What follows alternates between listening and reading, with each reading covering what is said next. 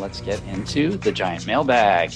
What crazy thing did City do this week? It's time for Mattress running the numbers. Ready for the main event? The main event. Frequent Miler on the air starts now. Today's main event, Practical Sweet Spot Awards. We're not going to talk about those crazy, amazing awards that you just can't book anyway, but rather awards that are actually doable and that me and you, that Nick and I do all the time. And there are some great sweet spots out there that we actually do in real life. It's not just a, made up type of thing that like you see on an award chart, but that's impossible to book. Very good. I mean, because that's more fun, right? The things you can actually use rather than the things you can just, I mean, it's fun to dream a little bit about the theoretical, but. Oh, absolutely. Absolutely. But, it's really, every time we write about something like first class ANA for only 55,000, points one way, people write back, but I can't find any award availability. And that's true. Those are so hard to find. So we're going to be talking about not those necessarily, but ones that are a little bit easier to find and more importantly, ones we've actually done and that, we know are possible and hope to do again. So before we do that, and instead of giant mailbag, I wanted to bring up the fact that Nick is like the mailman, delivering the mail no matter what is going on in his life. So not only does his entire family, including him, have COVID right now, but his internet was experiencing COVID too. So why don't you tell us a little bit about what's going on, Nick, and then we'll move on to the show. It's been a week. So my wife tested positive on Monday, but my sons and I amazingly tested negative Monday and Tuesday and Wednesday and Thursday morning. I tested myself and I was negative, but by Thursday afternoon, my 4-year-old had a high fever and they tested us all again and we were all positive. So luckily, I'm vaccinated and boosted and feeling decent. I had a bit of a fever yesterday. My 4-year-old had quite a high fever, but that's meant a lot of scrambling this week because my wife isolated. So it was just me and the boys with no help the last few days, which was, an experience. Gives me a newfound, renewed respect for all the single parents out there because a lot of work with no help. But anyway, now that we're all positive, we're all back together. So things are looking a little brighter, but I normally record this show actually from a spare room at my in-laws' house. So all of my recording equipment is there. And I haven't been in the house because we were in New York City over the weekend. And then my wife tested positive. So I was staying away from everyone just in case we tested positive. So I don't have my microphone and my camera. So if I sound a little tinny this week or I look a little grainy, that's just because we're going with the flow. But we haven't missed a show in gosh, it's almost 3 years now, right? Something like that. Yeah. So, yeah. Not a single show. So, but right before recording, you were having internet trouble, right? Goodness. Oh my goodness.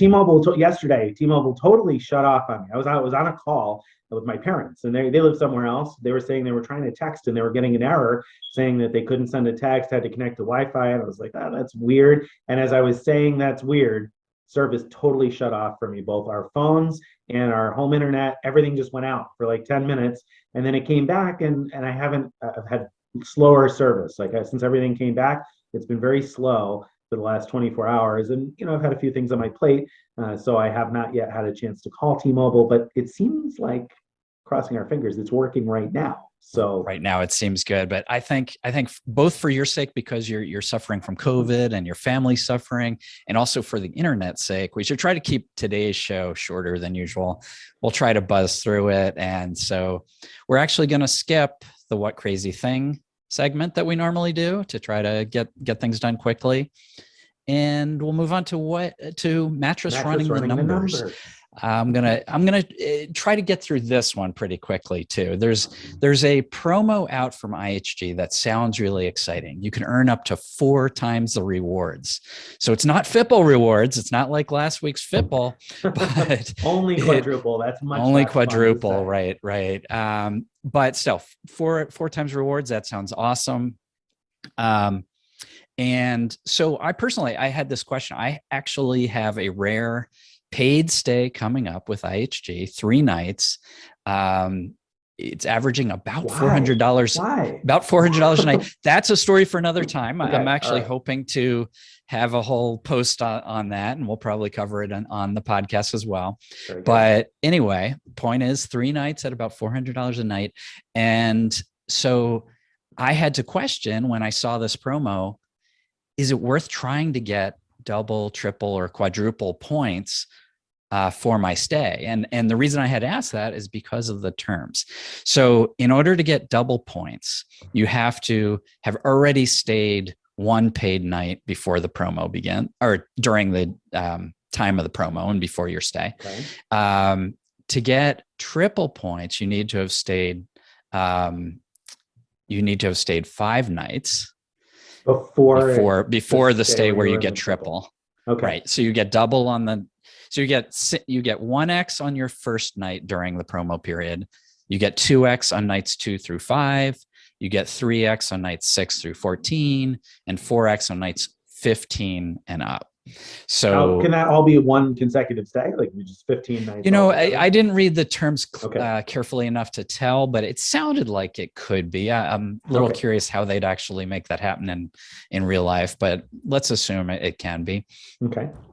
So the question for me was, should I do it like a paid, like throwaway mattress run stay beforehand, so I get earned 2x on the entire stay, or should I do 5 mattress run nights beforehand so I earn 3x on the entire stay? I'm certainly not going to do 14 nights mattress run to get to 4 points, because I don't think there's even 14 days before my stay. So I don't think that's even possible. But so I was questioning that, and I'm going to jump like pretty quickly to the answer here, because there's like a lot of math involved. But basically this, each time you move up 1 more X, you're getting an extra 10 points per dollar on that stay. That sounds great. And 10 extra points. It sounds great. But we recently ascertained that IHG points are usually worth 0.6 of a cent each. So anyway, so each of my, $400 stays, $400 nights, right? To get an extra 10x, that's 4,000 extra points. That's worth about $24 in points. And so $24. So less than $100 for my whole 3-night stay. I can't find a local IHG hotel that costs less than $100 right now. I mean, prices at hotels nationwide are through the roof. There's just no way it would make sense for me to mattress run 1 night, let alone certainly not 5 nights to get to triple rewards. So not going to do it. No, you would need a really expensive 3-night stay that you're earning all the extra points on. It would have to be crazy expensive. Really expensive. And yeah. And you're not that much of a glutton for punishment. I mean, some would say $400 a night is really expensive. It's right. More than I would normally spend. I would say that. Right. I am one of those some. Yes, it does seem pricey. Yeah. So. Yeah. So anyway, just helping anyone out who is thinking about it. I think in the vast majority of cases, don't think about mattress running before your stay, unless, like Nick said, you have a crazy expensive stay. Then it might make sense, but usually not. No, and the thing is though, always register for these promos, because you never know when you're going to run into a situation where you need it. I mean, I remember one night when a flight got canceled, and so last minute I had to book a hotel, and I knew I was going to get reimbursed by the credit card because of the cancellation and protection, the trip delay protection. So I knew I was going to get reimbursed, and I picked a Hilton, and I realized as I was walking in the door to check in, I was like, you know what? I didn't register for this quarter's promotion yet. And it was like triple points or something like that. So I literally pulled it up as I was walking to the front desk and registered. I think I only had to register by checkout, but still, thankfully, I was still in the period where you could register, because sometimes you have to register by a certain date, even though the promo continues to run after that. And, here I would have missed out on like 20,000 Hilton points. It was an expensive night. Yeah. Yeah, no, for sure. And I'm going to double check that I'm registered. I think I already am, but I should be getting double points on nights 2 and 3. Yeah. So, it's still going to be good. And there's also an extra like bonus points for every 3 nights or something like that. So I should be getting 3,000 bonus points as well on top of all that. So I'm pretty happy about that. Nice. Yeah. All right. Yeah, So there you go. IHG showing up in the show again. They're making some noise. I like it. Keep up the good work, IHG. Keep finding your way into segments. All right. So that brings us to the main event. So this week's main event time. Practical Sweet Spot Awards. So as we said in the intro, we're not talking about the awards that sound amazing but are impossible to book. We're talking about things that you can actually practically do. And the intent here, without having the scripted at all, is for us to kind of trade back and forth examples of things that are practical to book, that ideally that we've booked ourselves, and talk briefly about why it's a good deal.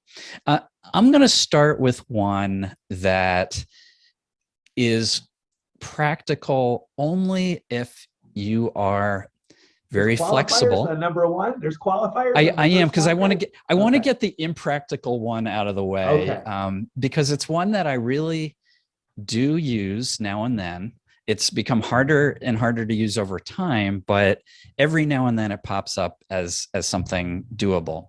So this is the ability to use Virgin Atlantic miles to book Delta One to Europe for 50,000 points. All right. So why did I include it in this list? Because just a few days before our recording, people noticed that Delta One awards from New York to Germany to Frankfurt, I think it was, wide open during a certain period of time.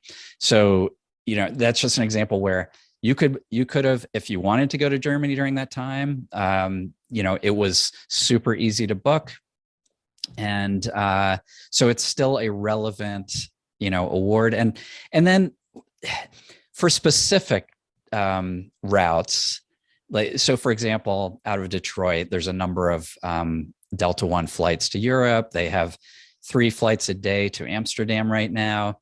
And, it's, again, you have to be very flexible, but it is possible. So I checked every week in December to look for a award availability on Delta One lie flat to Amsterdam. And I did find a day in December, just one, but it had seven Delta One seats available. So, it's pretty good award. And it's one I've done before.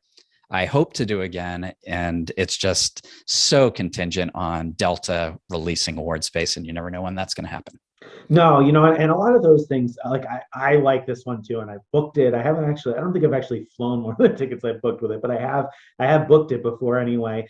And it ebbs and flows. And sometimes all of a sudden you'll see a bunch of days.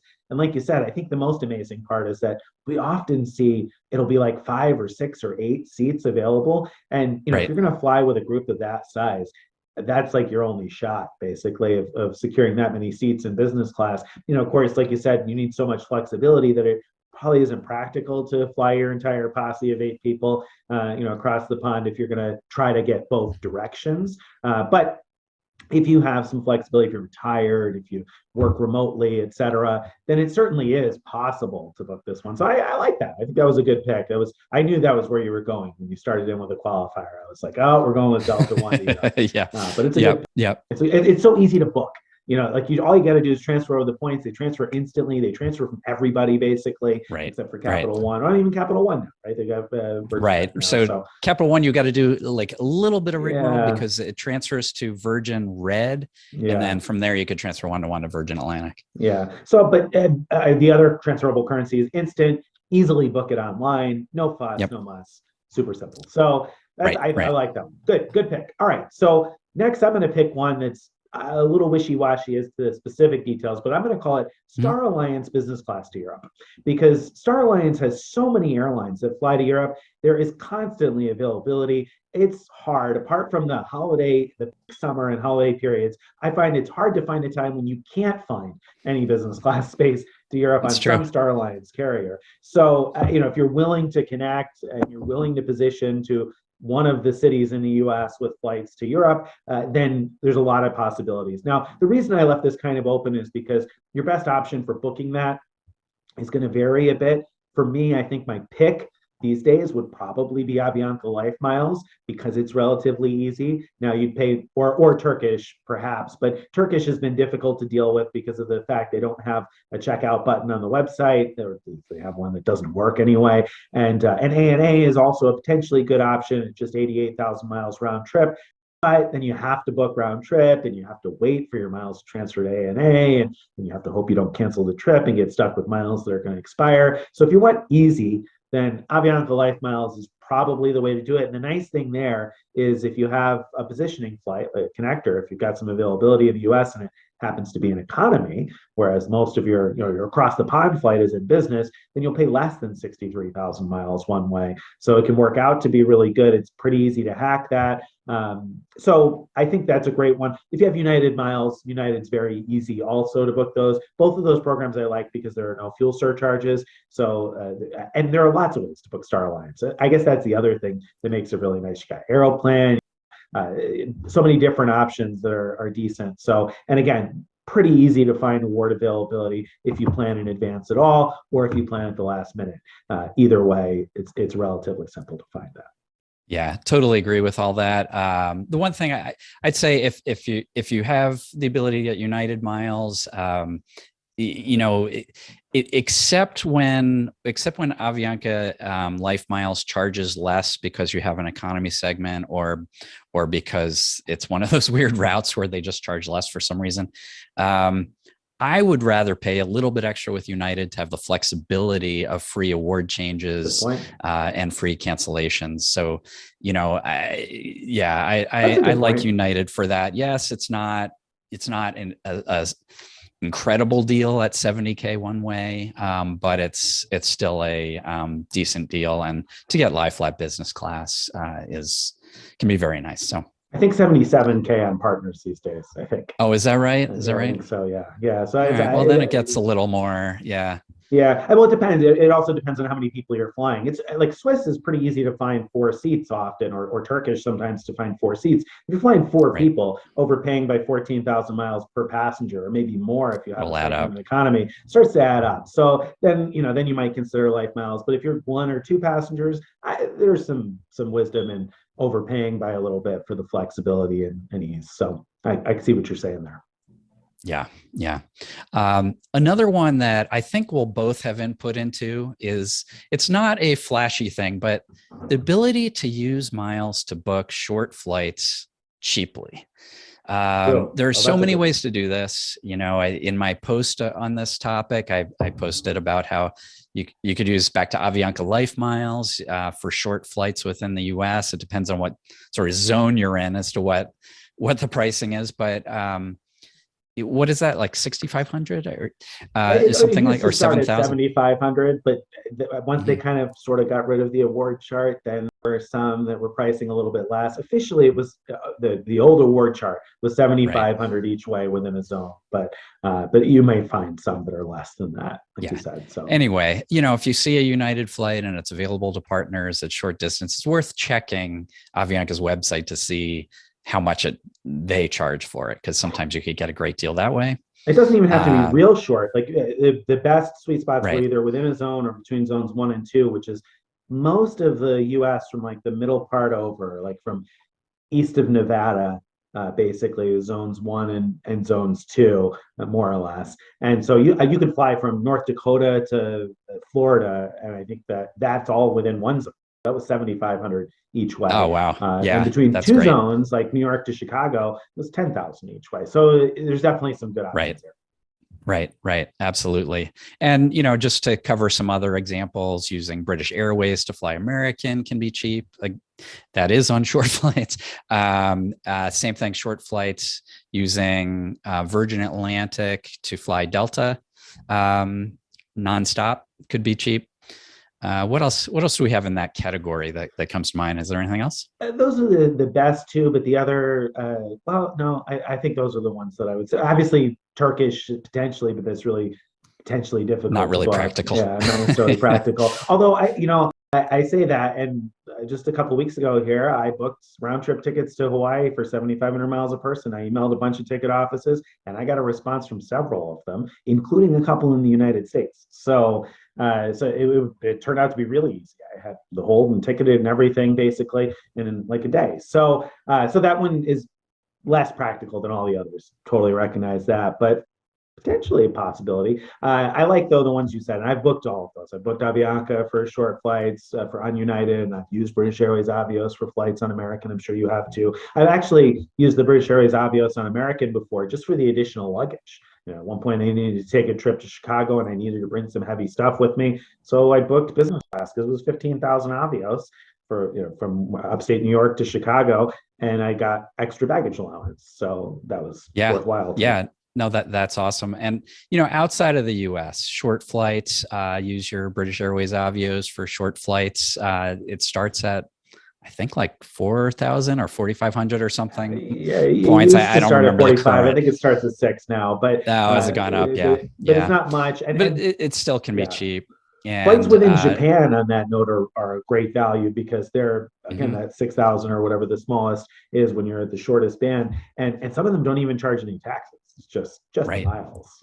Right. And another one that I love outside of the US is Virgin Atlantic to fly, KLM or Air France as low as 4,000 miles one way in economy or as low as 8,000 miles one way in business class. So that's a great deal. And award availability tends to be really, really good for those short flights. Yeah, that gives me some ideas because they have some Fifth Freedom flights that I bet probably price out really cheaply via Virgin Atlantic now that I think about it. But anyway, so yeah, there's definitely some good options there if you're looking to bounce around Europe or other parts of the world using those Avios or Life Miles. Also, keep in mind, United has a short distance ban for partner flights, or at least they used to. I haven't actually checked that in quite a while, but it used to be for the very short distance flights, it was 8,000 miles each way, back when they still had an award chart. So that's one that was useful, again, flying ANA around parts of Asia. So yeah, I think they had within Japan as 5,000 miles, if I'm remembering right. You're right. And no taxes. So that's a heck of a deal. And all the ANA flights are economy anyway. So within Japan, within Japan, yeah. So it's a great use of United miles. And plenty of availability the times that I've looked. So they only release it so far in advance. I remember that being an issue with ANA's domestic flights. So if you're trying to book like a year in advance, I don't think you'll see anything. But the thing is, like, they're domestic flights on large enough planes that there's plenty of economy class availability, plenty of flights in a more normal time. Now, right now, I have no idea what the situation is today. But as COVID begins to get behind us, hopefully, then that will be a very practical use one for those looking to visit Japan. Cheaper than taking the train, is flying, which is pretty crazy. That is crazy, it's a great way to go. Yep. All right, what do you have next?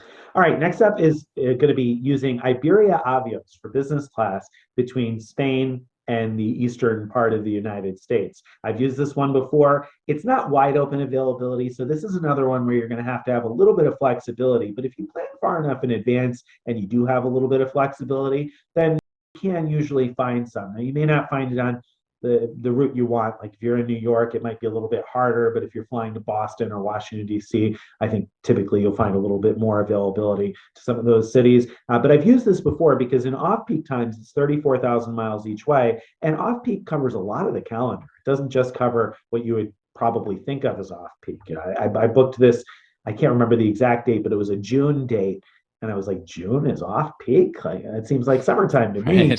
So I've been surprised at times. The calendar changes each year. The exact dates change each year, but the off peak calendar covers a significant portion. And the nice thing also is that then if you're connecting beyond that within Europe, you pay for those additional segments, but they're pretty short, so it's not going to cost you a heck of a lot more necessarily. When I included a connection from Milan, I think it was something like 44,500 miles, which is still a great deal for business class from Europe to the United States. So you do get hit with some surcharges, but the surcharges on Iberia are pretty I don't know, pretty mild, I would say. I think it's about $110-ish on the way to Europe, more or less, depends on exchange rates and everything, and maybe 200 on the way back or something along those lines. I think it also probably depends on your departure point. So that's why it's a little wishy-washy as to exactly how much, but fairly reasonable. Yeah. No, that's a great one. That's fantastic. And it's one I haven't done at all yet, but it's something I would certainly keep in mind, especially if it was practical for me to fly out of one of the airports that Iberia services, which is fairly limited. Fairly limited. It is fairly limited, yeah. But if you're somebody who has to position normally for your flights, if you don't live in a gateway, then that probably isn't a huge limitation since New York or Boston or Washington are on the way. But anyway, I like it. I liked Iberia business class more than I expected to. Their newer planes were just as good as anybody else's. The thing about business class to and from Europe is that most of them are all good. None of them are spectacular that I can think of, really. Maybe Singapore being an exception, but most of them are about the same, in my experience anyway, the ones I've flown between the United States and Europe. So it's not going to blow you away, but neither are a lot of the various business class products between the United States and Europe. I mean, you have some like other special cases, like you have British Airways new suites that are probably going to be much nicer than normal. Same with Virgin Atlantic. Both of those are between New York and London, I believe. I think Delta One suites, when you could get on those, are better than average. But you're right. That's true. For the most part, you're looking at most airlines will fly, good business class that usually with direct aisle access. Lufthansa is like one that, and there's a few others that usually fly, unfortunately, with 2x2x2 seating. And so you don't always have direct aisle access if you're like on a window. Yeah. Well, and Iberia did on the A350 anyway have direct aisle access for everybody. So so that was, again, it exceeded my expectations based on what I had heard about Iberia for many years. It was fine. It was good. In fact, I wouldn't even say fine. It was good. That's great. That's great. The last flight award that I'm going to mention from my own list is Qatar Qsuites. So this is one that I've booked a number of times, but I haven't yet flown. I've had to cancel each time I've booked them. But the point is, it's been actually fairly easy to book, and it's gotten easier recently. So Qatar has this business class product that's known to be phenomenal called Qsuites. A lot of people sort of call it, the business class first class. That it's a lot like first class, and the deal for quite a while and which still exists is to use American Airlines miles to fly Qatar to Doha for 70,000 miles, or beyond Doha, like you fly all the way to South Africa for 75,000 miles one way. So that's two very long flights in this amazing business class for a very reasonable price. And American no longer charges change or cancellation fees. So it's like, if you have the American miles, it's kind of a no-brainer. If you're even thinking about doing one of these trips and you can find the Qatar award availability, to just book it and hope you are able to take that trip.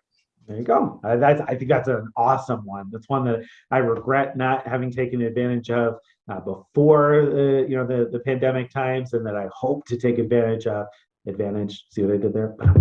But at some point before the award chart inevitably changes someday, because that seems like a really great sweet spot still. So hopefully I'll get a chance to do that. And you're right. It's been relatively easy to find availability, oftentimes for multiple passengers, sometimes even for 4 passengers on that. So that's pretty terrific. So good pick there. And I do have a post on how to find that availability. So check that out if you are struggling.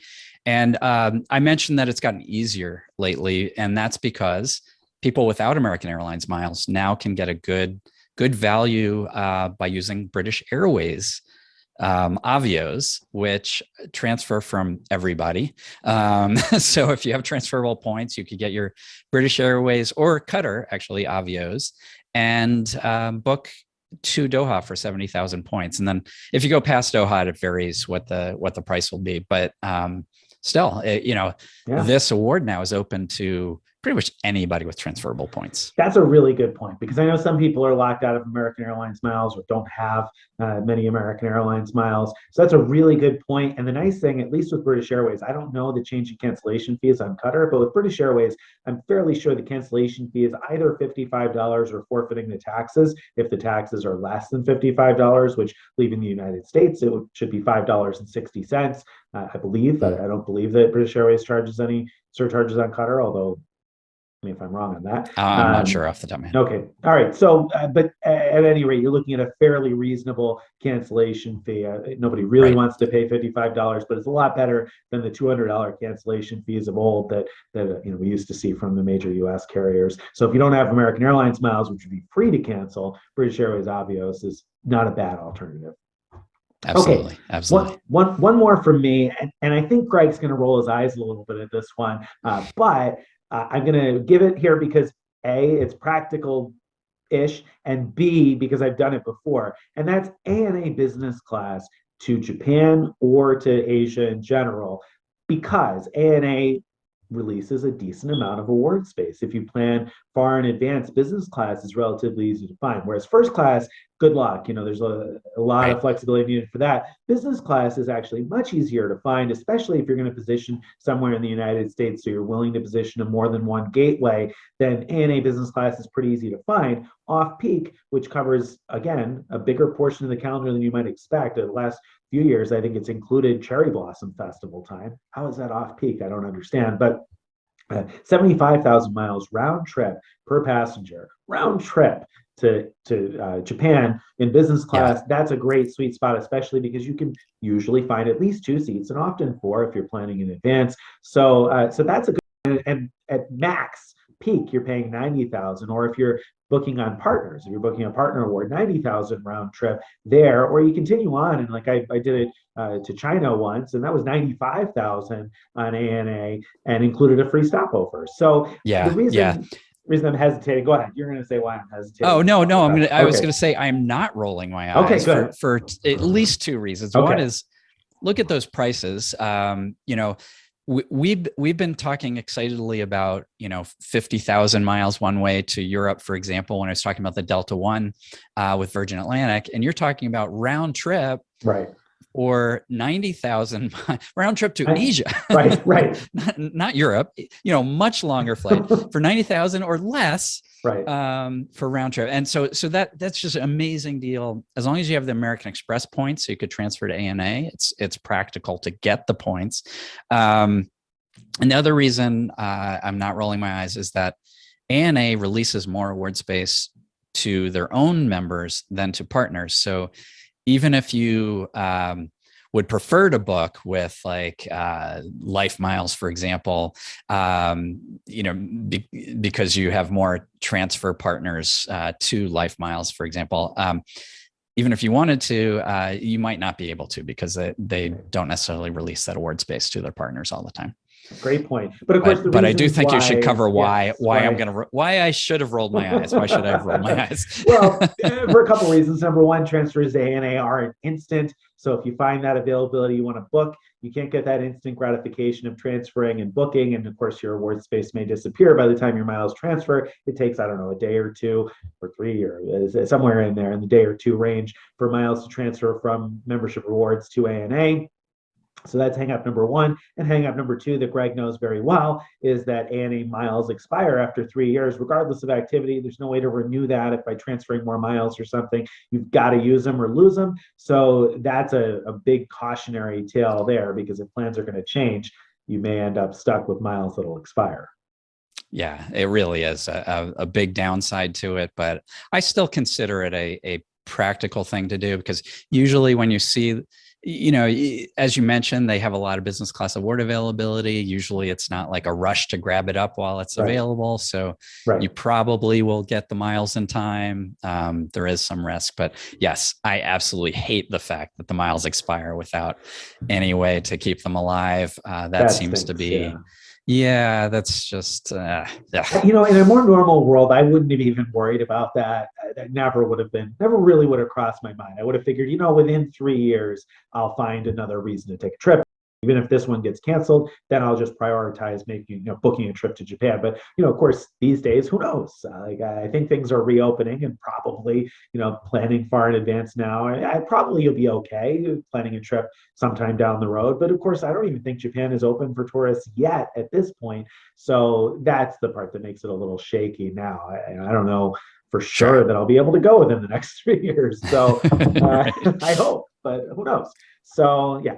So that's that. So, okay, so those are the flight awards. So you've got, I'm guessing, practical hotel awards. Yes, yes. So rather than talk about specific hotels, I just put Hyatt in its own category, like, and especially high-end Hyatts that go for, huge amount. Let's say they cost $900 a night or up. They have a lot of luxury brands that are very expensive to book with cash. And thanks to the fact that Hyatt is one of the few major chains that still has an award chart, those hotels can be booked with points, and you can get fantastic value for your points. So I just love that as a category. It's totally practical. You could transfer from your Chase Ultimate Rewards points or from your Bilt points to Hyatt and book amazing stays. That's a really good one. And I'm going to highlight within that for my pick here, the ability to book suites and premium suites with points. Yeah. Because that is really valuable rather than hoping. I've read a story in a Facebook group, Marriott Bonvoy Insiders Facebook group this week, about someone who applied a suite night award for a one-night stay, got confirmed, showed in the app that they were in this 2-bedroom suite, got to the hotel, and the hotel said, sorry, somebody got COVID and had to quarantine. And so we gave them the 2-bedroom suite. You can only have a 1 king room, which was less than the 1 king fireplace room they had paid for. So they didn't even get the room they paid for. And Marriott told them, well, yes, suite night awards are guaranteed once confirmed, but there's no consequence to the hotel if they can't make it available. So I look at a situation like that and I say, wow, that would really stink. If I thought for sure I had a suite locked up because I used my suite night award and I arrived and they didn't have the suite, I'd be pretty annoyed, especially because I know with Hyatt, I can book it with points and know that I've got it. So there's no monkeying around. I can have it at booking. I just last weekend stayed at the Hyatt Centric Wall Street, which was fantastic. I ended up getting upgraded to what you could book as a premium suite with 40,000 points per night. It was huge, a huge suite. I'll be writing a bottom line review, so you'll see that soon. And it was a fantastic stay. Service was amazing there. And so, it's nice to be able to do that kind of thing, especially because you mentioned a number of times that sometimes there isn't standard award availability, but you can find a standard suite or a premium suite bookable with Hyatt points. That's right. And so, sometimes it's totally worth it if you have enough points, if you have enough Chase points or whatever to transfer over, it can be totally worth it and get some amazing stays that you would have never thought to pay cash for without that ability. So love that. I think I'm gonna let you do 2 in a row because I think you have one that's not really a hotel that you're gonna probably want to talk about. Okay, true story. Yeah, so using Wyndham points for Vacasa vacation rentals, and that's one that I've done myself. I booked a Vacasa vacation rental last spring. I booked a trip to Pigeon Forge. And a fantastic cabin on the mountainside, overlooking the Smoky Mountains. And the place would have cost about $340 a night all in. So for my few night stay, it would have been well over $1,000. And instead, for my 3 nights, I paid 45,000 Wyndham points. And now that my wife has the Wyndham business card, it would cost us even less. So of course, Wyndham charges 15,000 points per bedroom per night for Vacasa vacation rentals. And so you pay even less if you've got the Wyndham business card. If you have the Wyndham business credit card, then you get 10% off on awards. So you only pay 13,000. Actually, any Wyndham earner card, you get 10% off. Yep. And not just Vacasa stays also, of course, you do on regular Wyndham stays. But Vacasa is the sweet spot here because if you can book a 1-bedroom, you're booking it for 13,500 points per night. And the thing is, there are a number of Vacasa rentals that have 1 bedroom, but have more beds than that. So I booked a cabin that was 2 level. So there was a bedroom with a bed, and then there was a living room. And then on the 2nd level, there was a pull-out sofa. And then there was a loft above that had a couple of futon mattresses. So you could pretty easily sleep an entire family there, 4, 5, 6 people, if you needed to, for 15,000 points per night. And there are other places like that. I've looked at places in Hawaii recently and seen some great looking places that are 1 bedroom that'd be 15,000 points per night. It's crazy. Yeah, yeah. I think to me, this is almost like the ultimate in practical sweet spot awards. Like you can get just unbelievable value for your Wyndham points. I mean, it's not hard to get. I mean, it's not hard at all to get 2 cents per point value, and you could get considerably more than that, especially since they don't charge you extra points for the cleaning and other like taxes and fees. That's all included. Whereas with cash, you would have to pay for those things. Right. And because I just feel like vacation rentals are what people like to do. It's becoming more and more common for people to do that. And now that you could transfer from either City or Capital One to Wyndham 1-to-1, a lot of listeners have points available or can easily get the points that transfer to Wyndham. Plus, as Nick said, the Wyndham Earner Business Card is such a good deal because you get 15,000 points every year upon your card's anniversary automatically. That more than covers the card's annual fee. You get that discount on the awards, and earning 8 points per dollar at gas stations is so nice, especially if you're lucky enough to have a gas station nearby that sells gift cards that you could use. $2,000 in gift cards would get you more than considerably more points than 1 night stay. So Right. What a deal. Yeah, it is. It's a great deal and fairly practical in the sense that Vacasa has a decent number of vacation rentals within the United States. Now, if you're looking to travel abroad, they don't have very many options abroad. There's a couple maybe in Central America. So this is pretty much limited to the United States. But they have vacation rentals in a lot of the popular places to go. So you got a lot of different options. And, of course, if you book a multi-bedroom place, then you're talking more points. So you're talking 15,000 points per bedroom per night. So a 2-bedroom place will cost you 30,000 points, or if you've got the business card, 27.5. But that still can be a fantastic deal. And we think that the cap on that is somewhere around $350 per night. So that's based on the per room. And that's based on the price before cleaning fees and all the rest of that, and the average cost per night. So if you book a 4-night stay that comes out cheaper per night than a 3-night stay, that will usually make it available. The impractical part of this is you can't book it easily online yourself. And we say the cap is about $350 because there's no published cap. And so we've just had to figure it out by trial and error. And we've had some conflicting reports on the exact price point, somewhere in 330, 350, 360 range.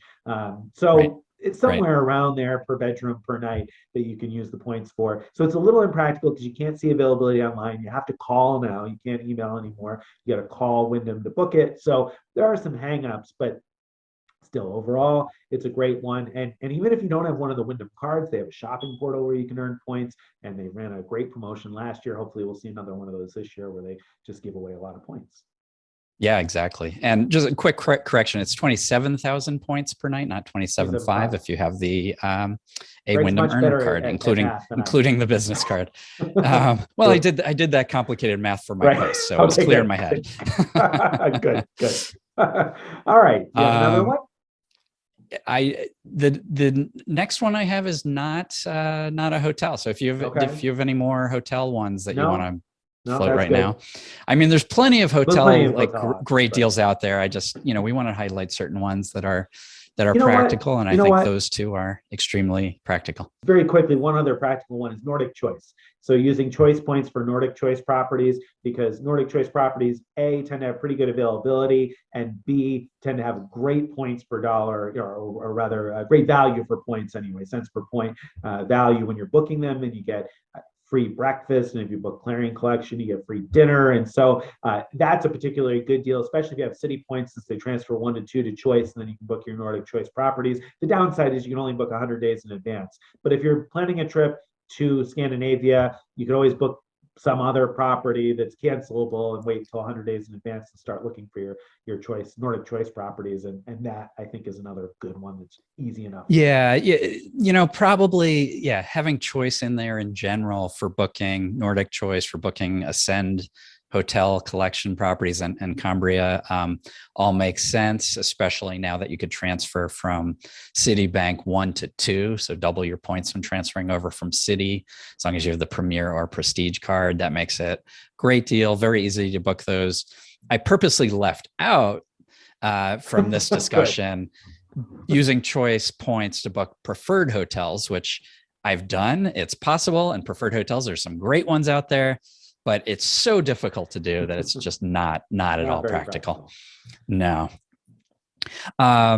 What my last one is the ability to use Capital One miles to book Major League Baseball in great seats for 5,000 points per ticket.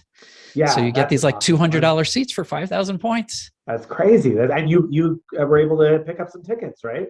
I picked up some for a Detroit Tigers game. So looking forward to that. You know, I'm not even a baseball fan really, but I find it fun to, you know, hang out in the sunshine, hopefully sunshine, and you know, hang out with friends and eat eat peanuts and hot dogs and stuff. So yeah, it should be a good day. And the nice thing is that Capital One added those June and July games. So I'm hopeful that they're going to continue to add the August games also. So keep your eye out on that. And again, 5,000 points per ticket. Now that's only the Capital One exclusive tickets. So when you log in, Capital One will sell other seats to games. So you know you're getting the exclusives if you only see one set of tickets, like one set of seats available, and it's 5,000 points per seat, and it's like close up to the field somewhere, then you know you got the Capital One exclusives. If you see lots of tickets for sale, then they've sold out of the exclusives and they're just selling other seats, and that's not a good value. So you want to just look for those 5,000 point per ticket ones. And like you said, I mean, they're oftentimes in these parks, they're like $200 seats, or in some parks like $300 seats. So they're really good seats right next to the field, 5-10 rows from the field in many cases. I was able to pick up tickets to a couple of games, both for family and friends. And then for my family, I booked tickets to a Mets game this summer. And I'm not, again, like Greg, I'm not a huge baseball fan. I picked the New York Mets, though, because they're club seats, which means we have someplace to go inside if we want to go inside for a little bit. If the sunshine is too much, I've got young kids, maybe they probably can't handle as much sun exposure. So we can go inside if we need to, if it's a really sunny, hot day. The other nice thing is those club seats there, you can order food. There's waiters. You can order food to your seats. So I don't have to round up all the troops to go get a hot dog. We can just order stuff to your seats. And even Shake Shack. They have Shake Shack at Citi Field. Oh, so I'm very curious to see if the Amex Gold Card $10 credit will trigger when I order Shake Shack in my seat at a New York Mets game. That'll be good to find. All right. So I think that's about it, unless you have any others. No, that's it. All right. Well, I'm going to do a really quick host roast. I'm going to give you a pass, but still mention that it's a good idea to check the batteries on your smoke detectors before you do a broadcast recording. It sure is. We've been listening to his smoke detector chirp about once a minute during the show. So sorry for everyone who has to hear that. Oh man, there it goes. Yeah. I was hoping that you weren't going to hear that, but apparently it did come through on the mic. You know what? I think I used the built-in mic instead of the mic on this. I was hoping the mic on this would block that out. So sorry about that. Apologies this week for those listening to that. All right. So I have a question of the week, unless you have another roast that you're going to add on top of that. No, that's it. Okay. Question of the week. Which I saw you had responded to actually just before the show. So you have seen this one, but it was a good question, I thought. So it came in from, Ashish, who said they met, or rather, he said he recently had an issue with Singapore Airlines. He was booking 2 award tickets from Delhi to Chicago using Point.me. They found availability. They found availability on Air India via Singapore Airlines. So they transferred the points because they saw the availability on the Singapore Airlines website. So they transferred points, presumably from Amex membership rewards. That's where they said they had transferred them from. So they transferred a whole bunch of Amex membership rewards points to Singapore Airlines because they saw this Air India availability on Point.me. They saw it on the Singapore website. But he says, while booking, I got an error on the last page, the payment page, that asked me to call. After several calls lasting more than 3 hours, it was phantom space and they couldn't do anything about it. Now the miles are stuck. So they're stuck in Singapore Airlines.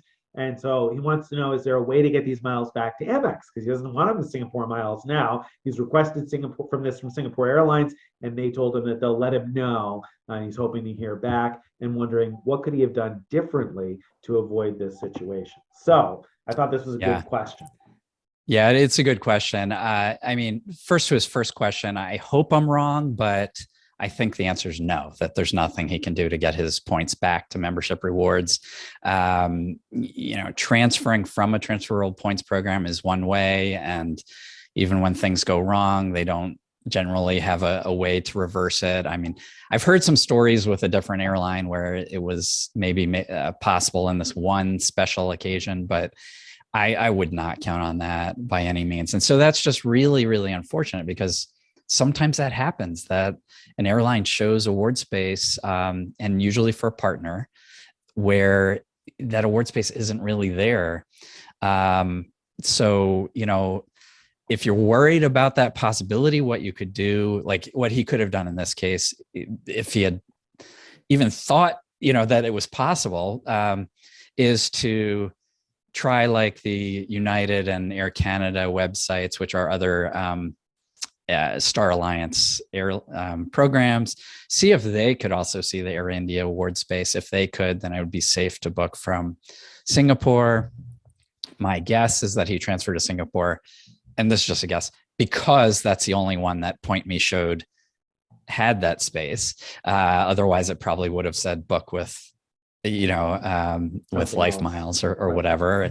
And so, yeah, that's my best advice. If you see space only on Singapore for anything but Singapore itself, I would question that. I would question that really with any program. If you see a Star Alliance carrier or an award available through a Star Alliance carrier and it's only available through one, that would really seem weird to me. Except when it's that owns programs flights. Right. That's common. Like Singapore will show its own flights when it won't show when other programs don't have access to Singapore flights. But yes, if Singapore or any airline has access to a partner space and you're not seeing it on other ones, question that.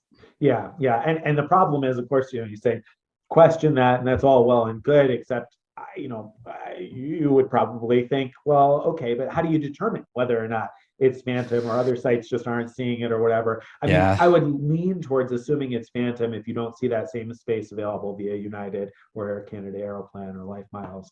So I would probably not transfer in that case, except I say probably not. I mean, if I really wanted to book that award, I guess I would maybe have tried it too. But I always cross-reference it. If I don't see it in both places, I will usually just assume that it's Phantom. So yeah. So Singapore is one of those, like ANA, where miles expire, hard expiry after 3 years ish. And so, that's one unfortunately you have to be extra careful before transferring to Singapore because of that. So now he's stuck, unfortunately, as are a lot of us for other reasons, with Singapore miles that we have to use before they expire. And so we have to find other uses. And so that's probably what you're going to have to do, because I'm like, I don't know if you actually said this, maybe I missed it. You did, but I know you said it in response. I'm not aware of being able to get miles back in the transferable currency. The only time I can ever think of that happening was when at one point Swiss released a bunch of first class space to Air Canada Aeroplan, I guess by accident. And so people somehow did get the points back into Amex membership rewards in that one case, but that was something that was widespread. It was a whole bunch of first class seats, so there were probably a lot of customers complaining about it. I think in a one-off situation, you're unlikely to get that resolved. One thing I would recommend you do, and I recommend this not because it's going to benefit you, but because hopefully it'll benefit all of the rest of us collectively, is to reach out to Point.me and tell them what happened, because I know that part of their tool, they want to only show things that are actually bookable, and they don't show things that show up sometimes that they aren't confident are bookable. So I think that if the tool was showing that space, they, for some reason, thought that it was bookable, and clearly it wasn't. So it would be good to tell them that so that they can get that fixed, so they can figure out why that phantom space was showing up. Yeah, very good. Okay. All right. That brings us to the end. So if you enjoyed what you've been listening to this week, apart from my chirping smoke detector and force sound and stuffed up nose. If you'd like to actually just except for all that, except for all that, if you'd like to read our posts so you don't have to deal with all those problems. No, this will all be fixed next week, hopefully. But if you'd like to read our posts, go to frequentmiler.com/subscribe. Again, that's frequentmiler.com/subscribe. Join our email list, follow us on all the various social media, join our Frequent Miler Insiders Facebook group. And if you'd like to ask a question or give us some feedback, you can send that too. Mailbag at frequentmiler.com. Thank you. I was not quite on the ball there, but I was hoping that I was going to get it there. I thought the smoke detector was going to chirp again, so I was like, let me get that out so he can say it. So I can at least mute the sections where I'm not talking. I want to get this ready. All right. Thank you guys very much for being there with us, and we will see you again next week. Bye, everybody.